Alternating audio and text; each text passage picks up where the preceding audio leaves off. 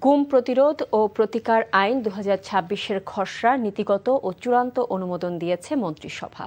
এই আইনে বলা হয়েছে, গুমের কারণে মৃত্যু হলে আসামির সর্বোচ্চ সাজা মৃত্যুদণ্ড।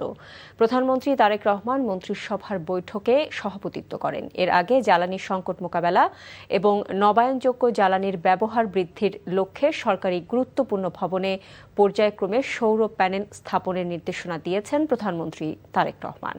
হাসান মাহমুদের রিপোর্ট। প্রধানমন্ত্রী তারেক রহমান তার সচিবালয় কার্যালয়ে সৌরবিদ্যুৎ সংক্রান্ত এক সভায় অংশ নেন, যাতে সিদ্ধান্ত হয় প্রাথমিকভাবে বঙ্গভবন, প্রধানমন্ত্রীর তেজগাঁও কার্যালয়, জাতীয় সংসদ ভবন, সচিবালয়ের কয়েকটি ভবন সহ অন্যান্য গুরুত্বপূর্ণ সরকারি ভবনে পর্যায়ক্রমে সৌর প্যানেল স্থাপন করা হবে।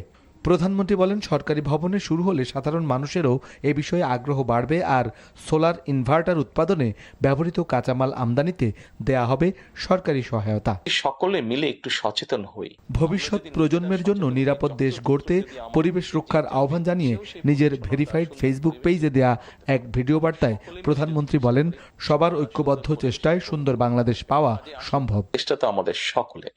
আমরা সকলে মিলে যদি চেষ্টা করি, সকলে মিলে যদি একটু একটু করে করি, তাহলে আমরা বড় কিছু করতে সক্ষম হব। প্রিয় দেশবাসী, আপনাদের কাছে আজকে এই সহযোগিতাটা আমি চাইছি।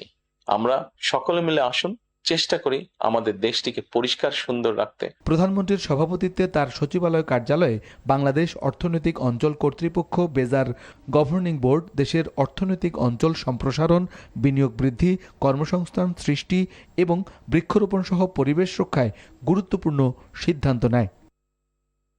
দিনের শেষ ভাগে প্রধানমন্ত্রী সভাপতিত্ব করেন মন্ত্রিসভার বৈঠকে।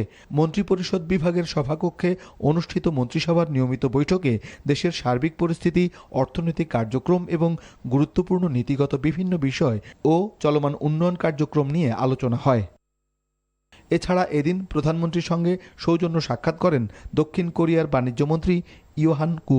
দুদেশের মধ্যে স্বাক্ষর হতে যাওয়া কম্প্রিহেন্সিভ এগ্রিমেন্ট বিষয়ে তারেক রহমানকে অবহিত করেন ইয়োহান কু। Hasan Mahmud, NTV news, Dhaka.